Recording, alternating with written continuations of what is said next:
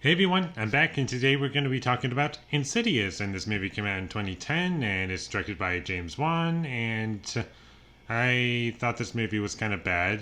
My biggest problem with it was that I wasn't scared by anything, and I liked the first half much better than the second half. The first half I thought it was building up the horror really well and like some really cool ideas, and I liked the drama of the situation, and it's not really a bloody movie. It's PG-13. It's kind of held back. It never falls into like something that's really gory and just done for the sake of some shock value.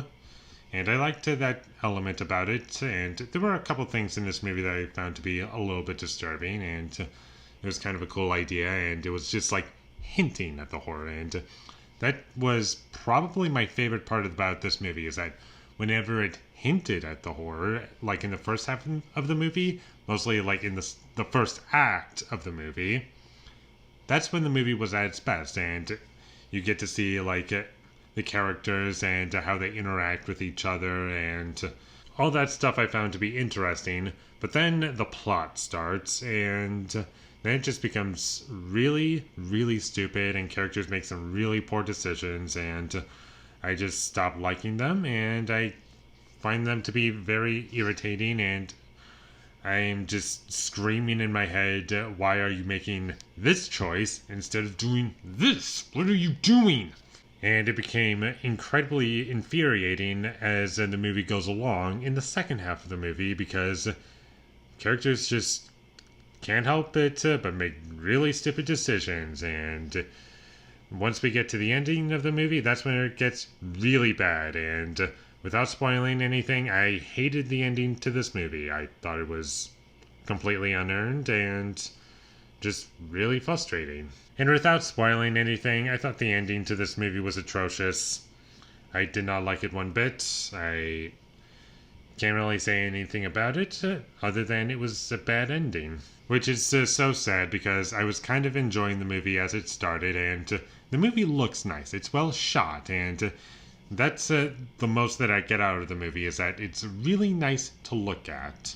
And that's like probably one of the best things about the movie consistently, is that it's creepy. It's like it gives a lot to the movie, and there's some interesting shots in this movie that I really liked, and it was presented well, like from a visual standpoint, even if certain things were really infuriating and I hated some of the characters, especially by the end of the movie always looked nice. And to get back into negatives, I didn't really enjoy the design of the main demon in this movie. I just thought he looked kind of like a really bad version of Darth Maul, and it was very distracting. And I just kept thinking of Darth Maul every time he was on screen. It was just really distracting and goofy looking. I also didn't really enjoy the jump scares in this movie, and luckily they weren't spammed to death in the movie, but when they do show up, it is kind of annoying whenever they show up. At the very least, there were some good performances in the movie, and that's kind of what kept me going through the movie, was that there was some good acting, but there isn't really much that I took away from this movie. It's just the story and the writing, especially in that second half, where it just completely goes into like a really stupid movie, and I just couldn't take it seriously, and I was just left mad when the movie ended, and I have no desire to watch any of the sequels, but if they're still on Netflix by the time I get to them, then I guess I'll watch them, because I kind of just want to complete all the Insidious movies just because I feel like it.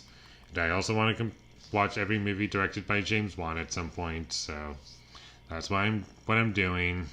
And that's literally all I have to say about Insidious. There isn't really much to talk about, especially in a non-spoiler review. I found it to be kind of forgettable, kind of bad. I had some parts that I liked.